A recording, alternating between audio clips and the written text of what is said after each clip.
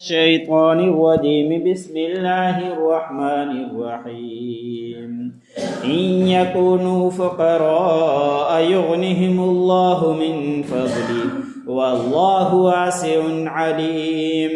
وقال النبي صلى الله عليه وسلم تنكح المرأة لأربع: ولمالها ولجمالها ولحسبها ولدينها، أو كما قال النبي صلى الله عليه وسلم. صدق الله العظيم وصدق رسوله النبي الكريم ومن الشاهدين والشاكرين والحمد لله رب العالمين. دل کی گہرائیوں سے درود شریف. اللهم صل على محمد وعلى آل محمد كما صليت على إبراهيم وعلى آل إبراهيم إنك حميد مجيد. اللهم بارك على محمد وعلى آل محمد كما باركت على إبراهيم وعلى آل إبراهيم إنك حميد مجيد. میرے واجب الاکرام، صد احترام عزیزان گرامی،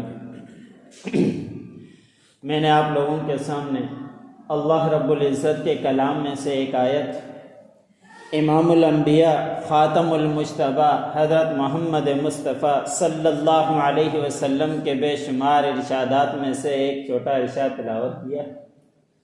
اللہ رب العزت کی بارگاہ میں دعا ہے کہ اللہ مجھے حق و سچ طور پر کہنے اور اس کے بعد مجھ سمیت تمام سننے والے مسلمانوں کو اس پر عمل کرنے کی توفیق عطا فرمائے. جو آیت میں نے آپ لوگوں کے سامنے تلاوت کی اور جو ارشاد امام الانبیاء کا آپ لوگوں کے سامنے تلاوت کیا، ان دونوں کے اندر اللہ رب العزت نے اور امام الانبیاء نے نکاح کے متعلق عرض بیان فرمایا ہے. اس موسم کے اندر ہر سال کی طرح اس سال نکاحی کے موضوع پہ کچھ باتیں عرض کرنی ہیں. نبی کریم صلی اللہ علیہ وسلم کا جو ارشاد تلاوت کیا، اس ارشاد کے اندر امام الانبیاء نے فرمایا کہ لوگ جب شادی کیا کرتے ہیں تو کچھ باتیں دیکھتے ہیں. ان میں سے امام الانبیاء نے فرمایا والی جمالہا، کہ وہ 4 چیزوں میں سے کوئی ایک دیکھتے ہیں. ایک چیز خوبصورتی تلاش کرتے ہیں، والی جمالہا والی حسبہا، اور دوسری چیز اس کا حسب نسب دیکھتے ہیں کہ اس کا خاندان کتنا بڑا ہے. اور تیسری چیز امام الانبیاء صلی اللہ علیہ وسلم نے فرمایا والی مالہا، کہ اس کے مال کی طرف دیکھا جاتا ہے کہ اس کے پاس مال کتنا ہے. چوتھی بات امام الانبیاء نے فرمایا کہ اس کے دین کی طرف دیکھا جاتا ہے. نبی کریم صلی اللہ علیہ وسلم 3 چیزیں بیان فرمانے کے بعد فرمایا کہ تم دین کی طرف دیکھو، تمہارے ہاتھ خاک آلود ہوں کہ تم کامیاب ہو جاؤ، تم خوش نصیب ہو جاؤ، تم دین کی طرف دیکھا کرو. لیکن اس چوتھی بات کی طرف ہماری توجہ نہیں جاتی.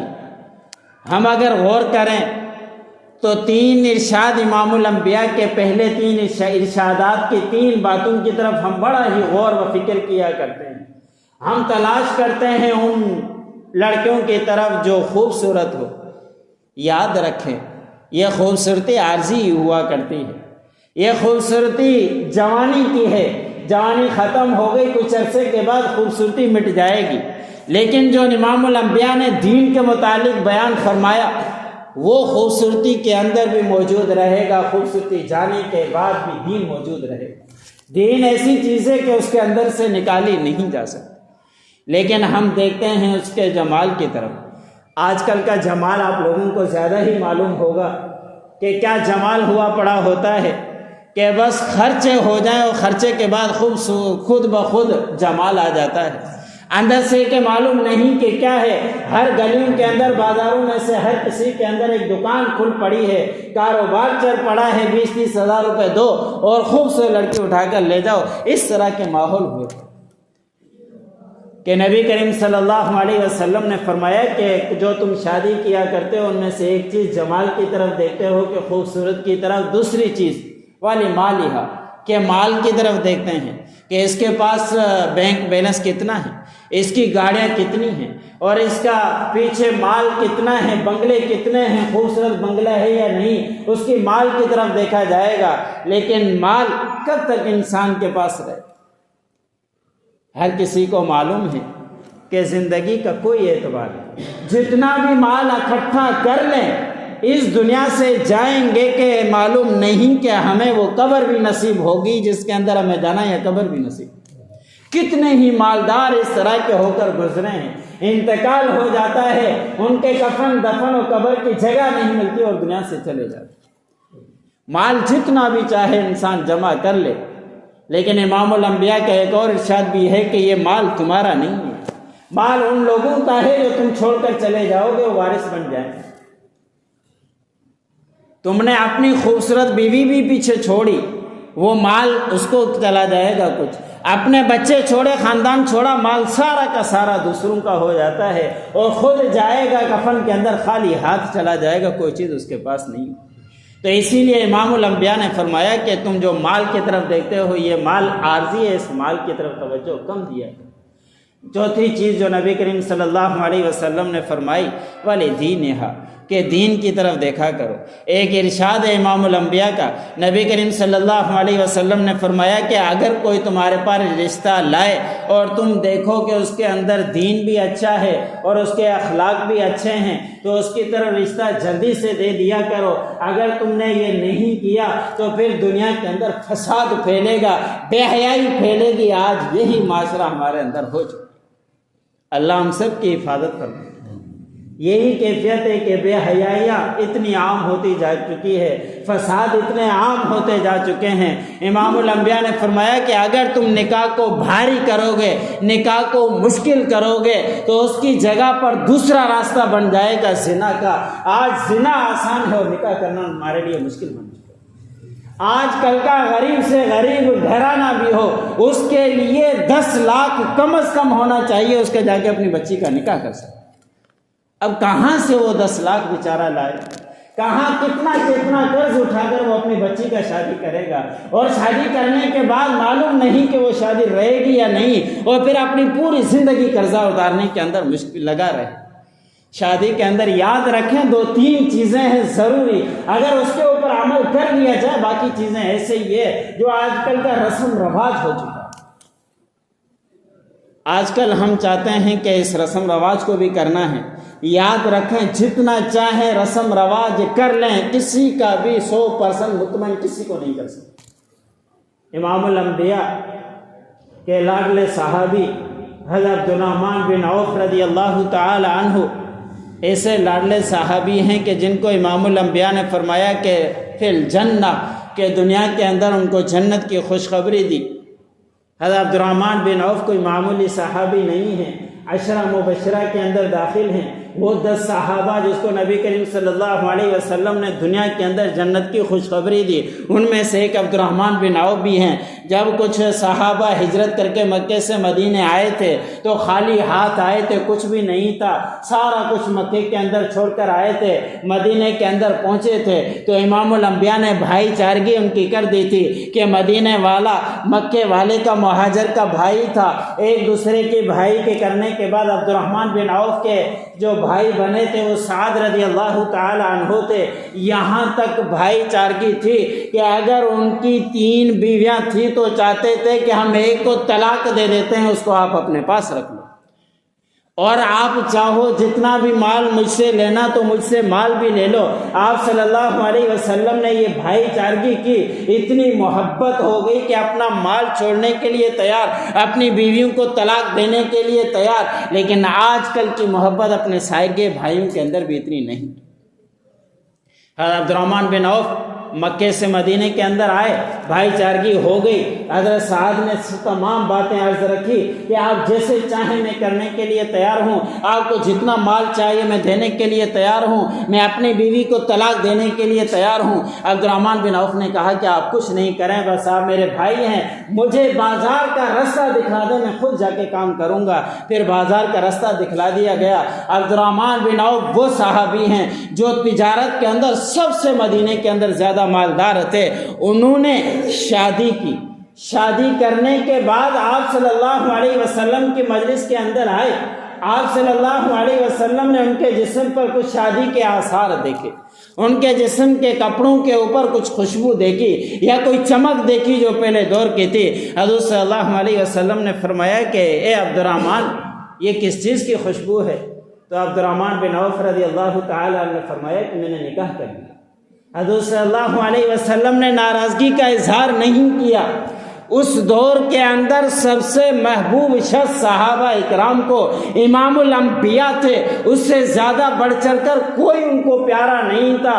اپنے بچے بھی پیارے نہیں تھے، اپنی گھر والیاں بھی پیارا نہیں تھی، اپنا مال جائیداد بھی ان کو پیارا نہیں تھا۔ محبت تھی، لاڈ تھا ان صحابہ اکرام کو آپ صلی اللہ علیہ وسلم کے ساتھ تھا۔ لیکن عبد الرحمن بن عوف شادی کرتے ہیں، آپ صلی اللہ علیہ وسلم کو اطلاع بھی نہیں۔ اس مثال کو آج کے دور کے اندر جوڑیے۔ ہم میں سے اگر کسی معمولی شخص کو بھی دعوت نہ دیں تو کیا کیفیت ہو جاتی ہے؟ اگر کسی رشتہ دار کو اتفاقاً وہاں پیغام نہ پہنچ جائے تو کیا کیفیت ہو جاتی ہے؟ ایک دوسرے کا منہ دیکھنے کے لیے تیار نہیں ہوتے کہ شادی کر لی، آپ نے ہمیں دعوت نہیں دی، آپ نے پیغام نہیں دیا، وہ ناراض ہو جاتے ہیں، کئی عرصے تک ناراض رہتے ہیں۔ امام الانبیاء کو اطلاع نہیں ملی اور ان کی شادی بھی ہو گئی۔ آپ صلی اللہ علیہ وسلم نے کوئی ناراضگی کا اظہار نہیں کیا۔ امام الانبیاء نے ایک بات فرمائی، اولم ولو بشات، کہ ولیمہ کر لو اگرچہ ایک بکری ہی ہو، اور کوئی ناراضگی کا اظہار نہیں کیا۔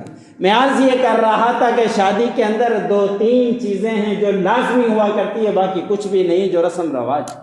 ایک چیز جو فرض ہوا کرتی ہے، 2 چیزیں جو فرض ہوا کرتی، ایک چیز فرض، ایک چیز واجب ہوا کرتی ہے۔ ایک چیز فرض یہ ہے کہ ایجاب قبول، کہ دونوں میاں بیوی کے پاس 2 گواہ موجود ہوں، گواہ کے ساتھ ایجاب قبول کر لیا جائے، یہ نکاح اس کے اندر ہو گیا۔ اور اس کے بعد مرد کے ذمہ واجب ہو جاتا ہے کہ وہ مہر دے، جو مہر طے کرے وہ عورت کا لازم حصہ ہو جاتا ہے، وہ اس کی ادائیگی کرنی۔ 2 چیزیں سنت ہے، ایک چھوہارے کا تقسیم کرنا سنت ہے اور خطبہ پڑھنا سنت ہے، یہ نکاح کے اندر ہے بس۔ اور آج کل کا رسم رواج آپ کے سامنے کیا کیفیت ہوا بھی پڑی ہے کہ کس طرح ہمارے لیے شادیاں کرنا مشکل ہو چکا ہے۔ ہمیں جب تک کہ حال بک نہ ہو ہماری شادی نہیں ہو سکتی۔ آج کل کا معمولی سا حال بھی 1 لاکھ سے کم نہیں ہے۔ غریب بچے کو کوئی بچی کہاں سے وہ شادی کر پائے گی؟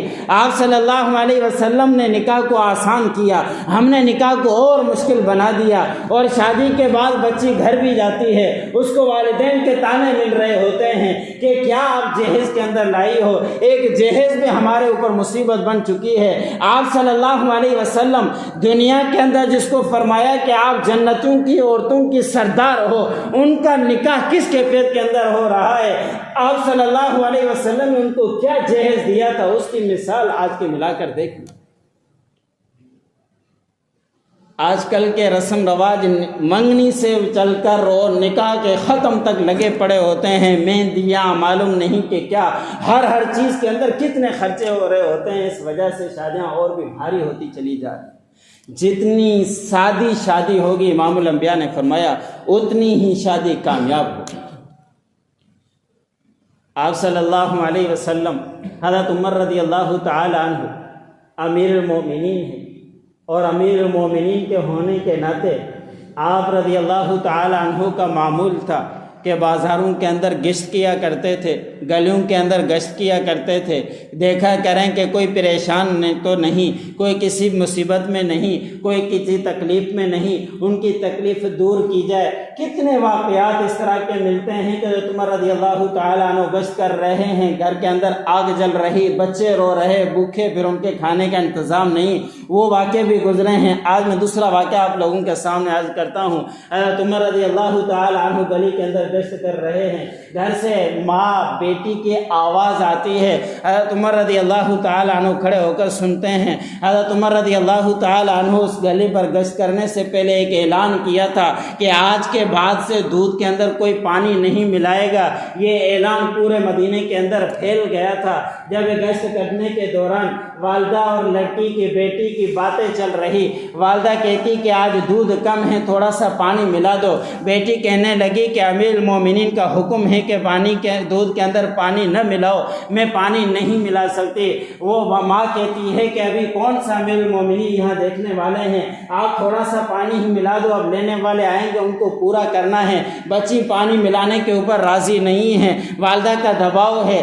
امیر المومنین یہ باتیں سن رہے ہیں، اسی وقت گھر کے اندر گئے، اپنے گھر کے اندر پہنچ کر کہا، اپنی اہلیہ کو کہا، اپنے بچے کو کہا کہ میں نے آپ کا رشتہ طے کر لیا ہے، آپ کا رشتہ فلاں گھر کے اندر ہوگا۔ صبح ہوئی، صبح وہاں جا کر پہنچے اور ان کے سامنے جا کے تذکرہ کیا کہ امیر المومنین آیا ہے۔ وہ گھبرا گئے تو انہوں نے کہا کہ کس بنا پر آیا؟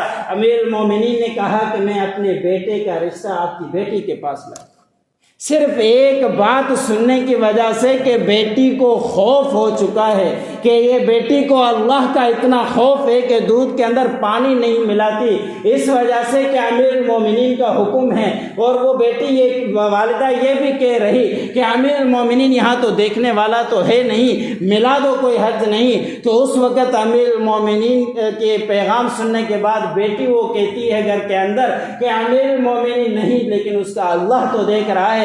اس معمولی سی بات پر رشتہ آ گیا، نکاح ہو گیا، شادی بھی ہو گئی۔ اور اس طرح کی جب شادیاں ہوا کرتی تھی، ان کے اولاد سے عمر بن عبدالعزیز پیدا ہوا۔